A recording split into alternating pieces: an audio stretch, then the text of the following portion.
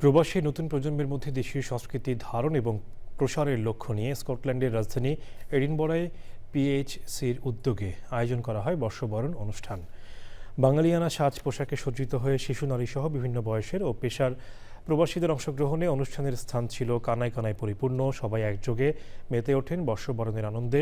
পিঠাপুলি আর ইলিশ পান্তাসহ হরেক রকমের দেশীয় খাবারের আয়োজন ছিল অনুষ্ঠানে সঙ্গীত পরিবেশন করে স্থানীয় ব্যান্ড ফোক পাগলা, গোলাম আনিস চৌধুরী, নজরুল ইসলাম, ফখরুল ইসলাম, আব্দুর রহিম জাকির, টিটো খন্দকার, আবু মিরন, আলাউদ্দিন আলো, চ্যানেল আইয়ের রিপোর্টার হুমায়ুন কবির সহ কমিউনিটির অনেক গণ্যমান্য ব্যক্তি অনুষ্ঠানে অতিথি হিসেবে ছিলেন। বক্তারা বলেন, বাঙালির গৌরবময় ঐতিহ্য, সমৃদ্ধ সংস্কৃতি এবং আত্মপরিচয়ের ধারক বাহক হিসেবে এই বৈশাখী অনুষ্ঠানের গুরুত্ব অপরিসীম। বৈশাখের আগমনে বাঙালির মনে জাগে নতুন প্রত্যাশা, নতুন সম্ভাবনা।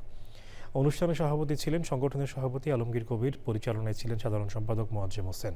অনুষ্ঠানের সার্বিক আয়োজন সবাইকেই মুগ্ধ করে।